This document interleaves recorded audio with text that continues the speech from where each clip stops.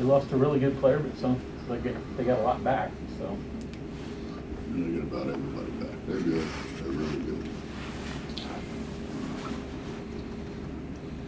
Likely hurt us a couple of years ago. Actually just took over the game. And both the Boone brothers have played really well against us. They're athletic as can be. They're a really good team.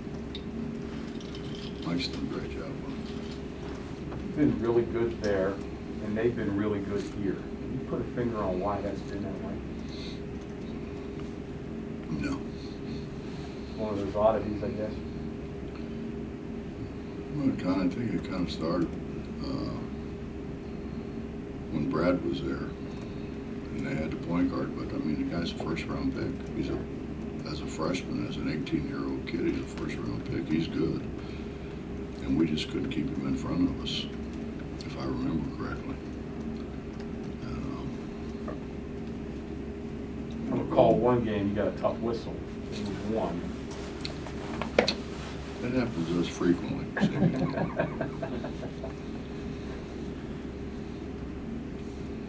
Does it help with guys like Lane Anderson being back that you can go and pull up tape and have direct reference?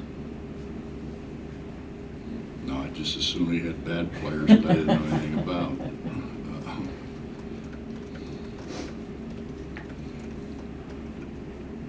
They're good. They're good. They play really well together. I've watched them play several times. They play really hard. And I mean, we've had great games. The game in the conference tournament was a great game. And if we get the call at the end, who knows what happens. But they've been great games. I mean, it hadn't been one team dominating the other team. It's been really good games.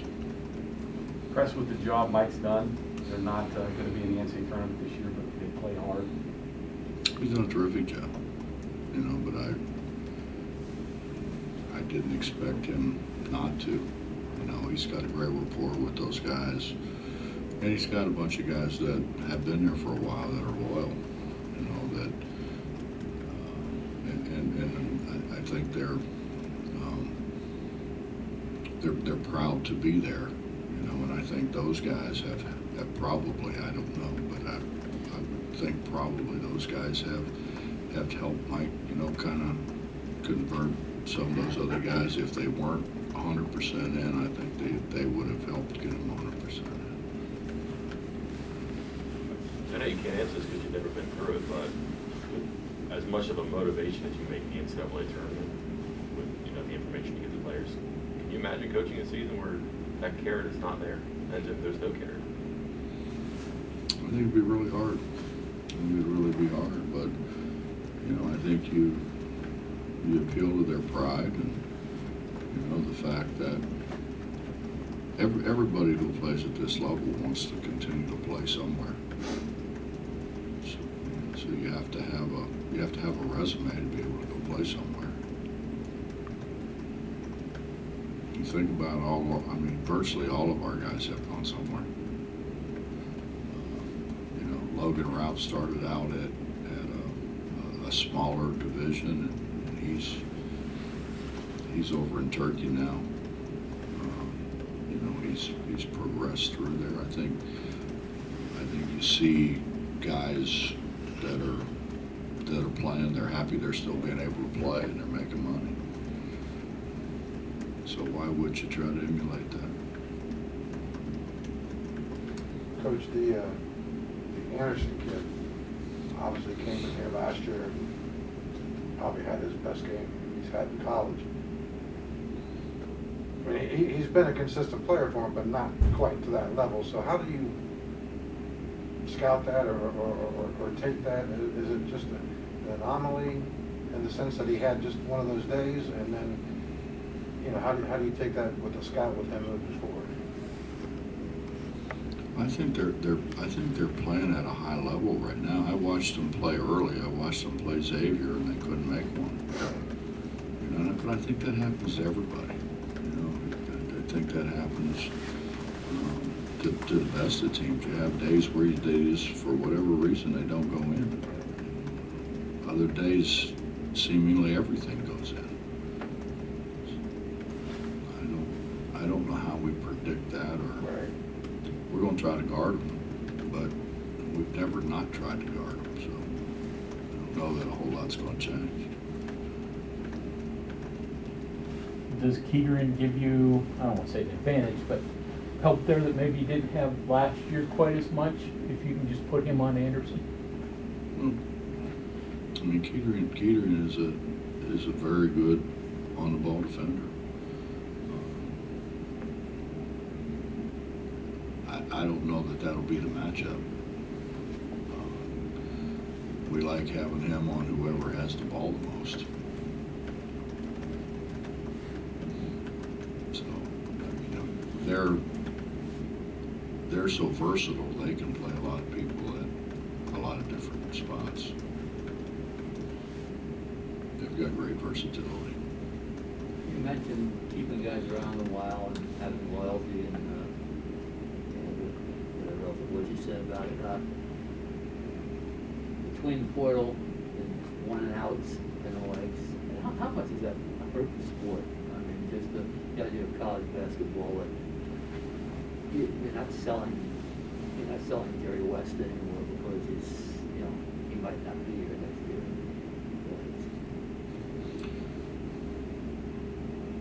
Well, I think to a large degree that the days of recruiting freshmen and them continue to grow through the program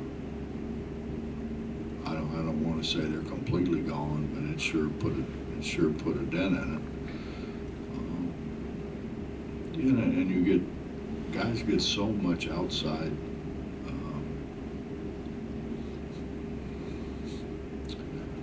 I feel like I should say help, but I want to say interference. But it's true when you got people in your ear constantly about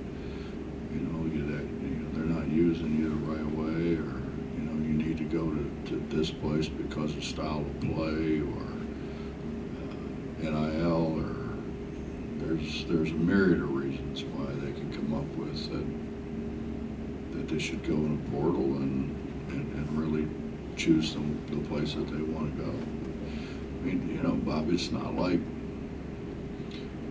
we used to recruit guys and you get them and you thought you had them for a career, and you continue to work with them and they get. I mean, look at the guys that have come through here and how much better they've gotten. Look at Logan Rout. Logan Rout's doing terrific now as a professional player.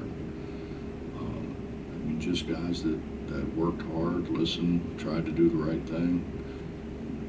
Those days are gone.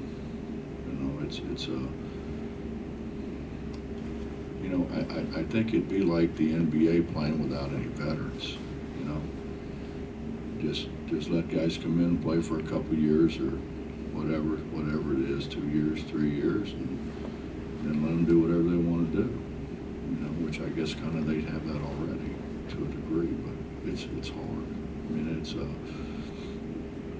it's a totally different ballgame. And it's probably harder for guys like me that you did everything you could do to try to help guys, and then have them say, hey, I'm in a portal. They don't even tell you they're going in a portal. They don't tell you why. They just get in the portal. Sometimes they stay there. There's been that too. Yeah. You mentioned something interesting after the game Saturday about the wheels. Don't I generally? This was more so than others. It's about that. Is that the hardest thing for you to evaluate? And I think of guys like Reed Phillips, who was a competitor. You had a lot of those. How do you seem to come up with it? We try to recruit to that.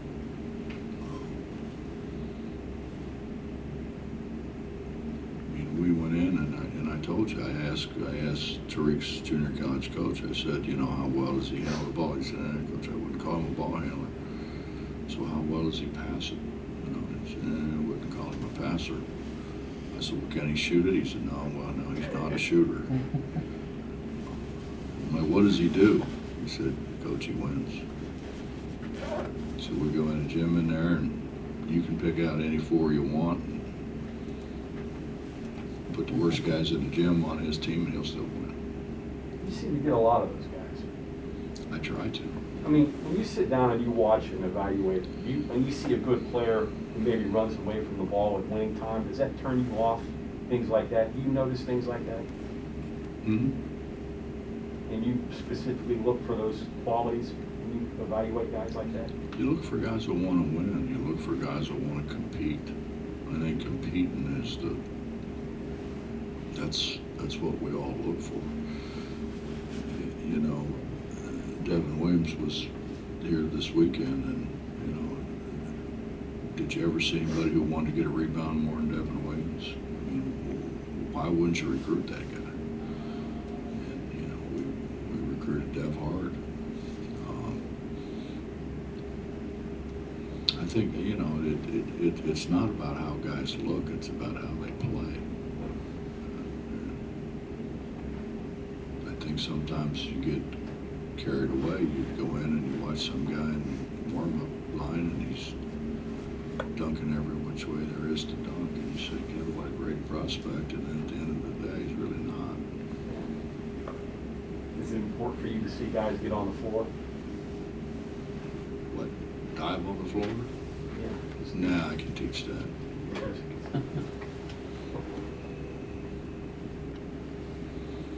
You know, my first day here, we went over to Coliseum, and I don't know what's going on, you know, and Coach Morant says, okay, mother hen. Well, I don't know what the hell mother hen is, you know.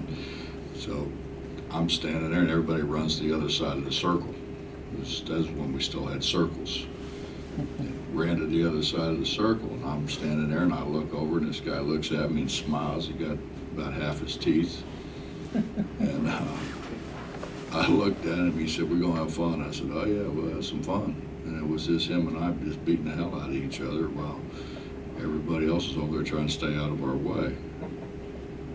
And it's funny when I came back here, and we had some kind of little deal over at Kegler's, and he walked up and he said, "You remember me?" And I said, "Oh, yeah." I said, "You got teeth now."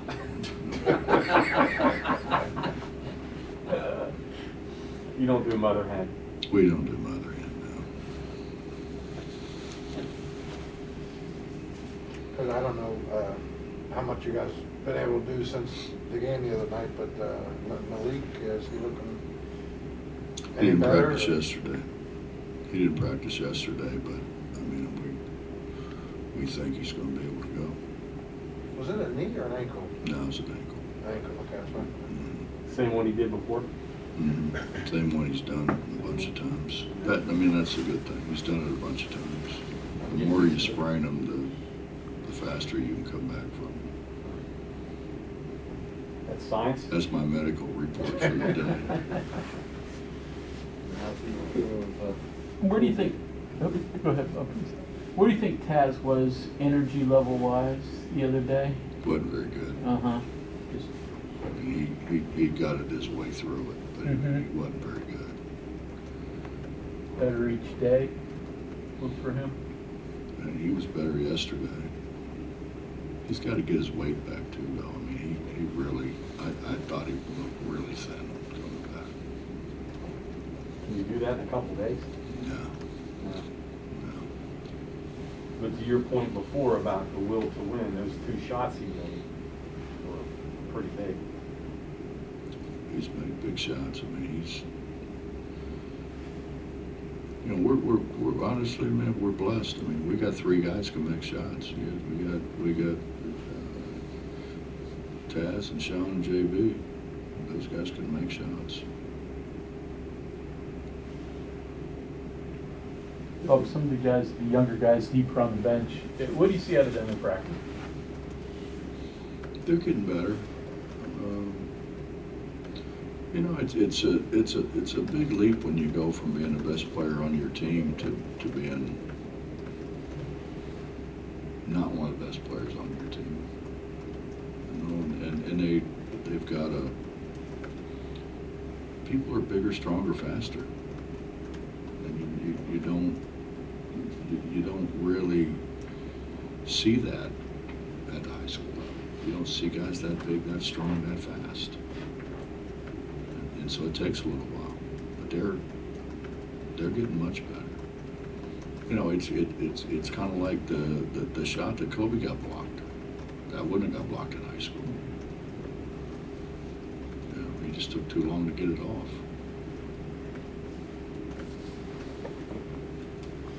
JP show you anything, I think of that free throw. First one he makes, and then they call the timeout, and then those guys are just messing around there. Probably 3 or 4 or 5 minutes between shots. He wasn't very happy with it, I know that.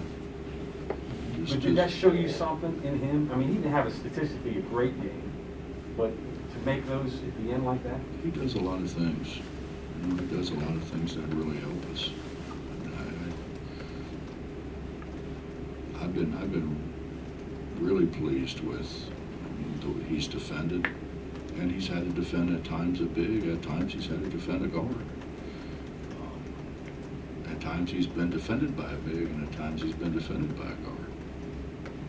And he's a great team player. He's really unselfish. He doesn't force shots. You know, so I couldn't be happier with JB and what JB's done. Now you're facing quite a gauntlet this next 2 weeks of games. How do you approach that? I know you deal one at a time, teaching and all that, but it accumulates out, when you play top 10 teams and 15 points.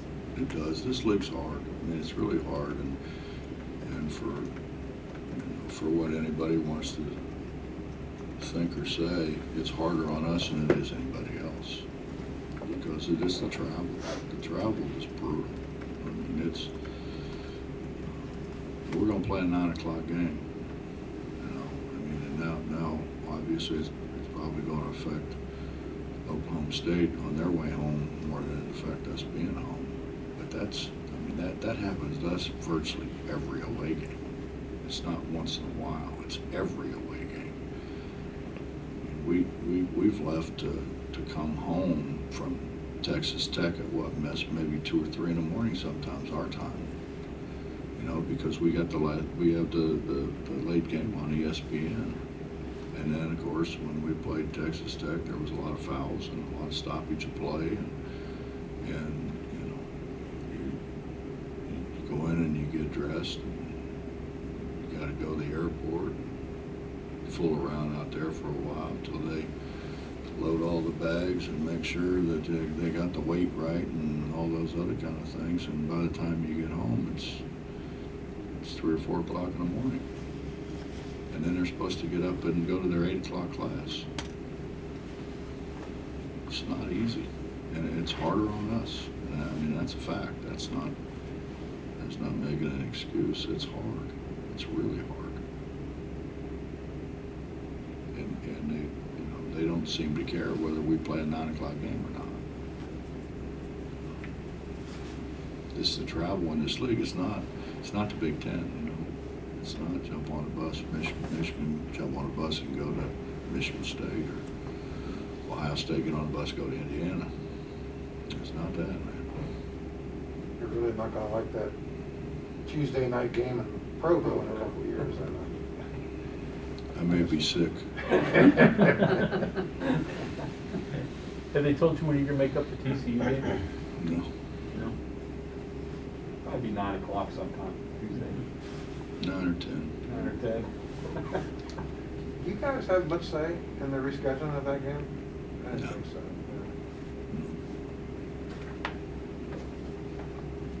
Apart from it being difficult, what do you think of the conference so far? It's like a lot of really good defensive teams.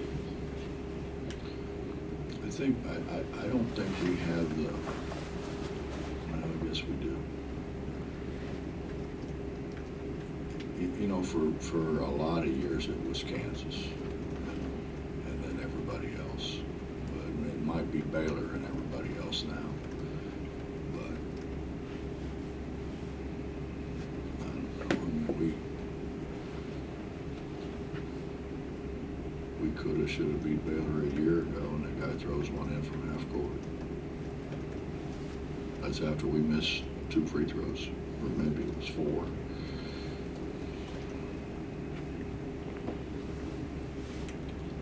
I mean, I think, you know, anybody can be beat, but I think Baylor has kind of set themselves apart, like Kansas did before. You win 8 games in this league, that's probably a pretty strong NCAA tournament resume, right there, considering how strong the league is and what they've done outside, wouldn't you say? Mm-hmm. Well, that's going to happen because of the net. I mean, you win 8 games in this league, you're going to raise up pretty good in the net. You know, obviously you want to finish higher because they're not going to seed somebody who won 8 games over somebody who won 11 games. Even though maybe the 8-win team in our league played a much better non-conference schedule than the team that won 11 because of the net.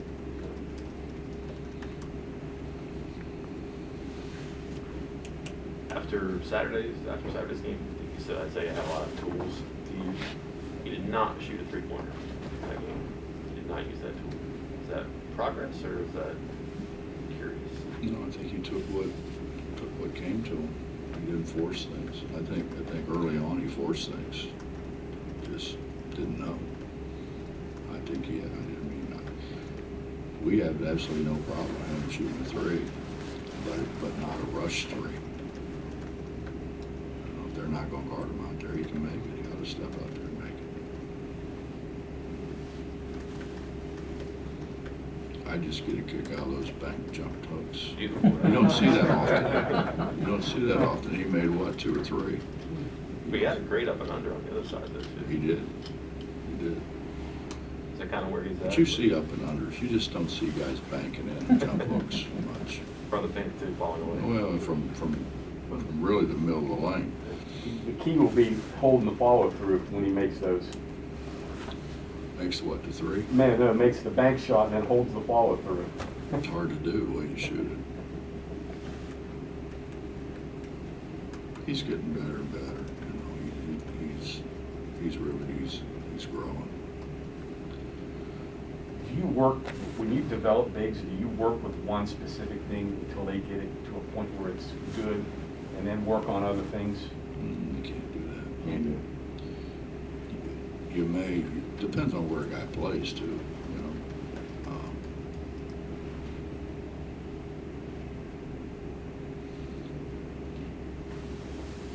I think everybody who ends up down there needs to have a jump hook. But other than that, I played a whole year with 2 guys who were 6'5" in post, but they were studs. You know, Maxwell and Hicks were.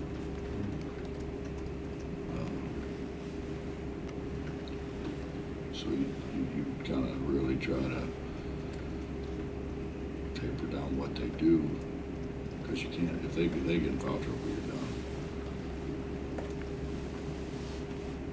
Do they still do the mic and drill today before practice? Guys still do that? Not much. No. Is that lost? Everybody's more shooting jump hooks than they are than they're shooting hook shots. Jump hooks, you keep your body between your man and the ball better. Anything else? Coach, Sean didn't have probably his best shooting performance against UAB. Since then, I mean, he's been just pretty much red hot from three-point land. Is it something he's doing different here over the last couple of weeks, or just matter of fact, the ball going in, or what have you seen from him the last couple games? Sean had maybe the hardest shot made all year against UAB when we really needed it.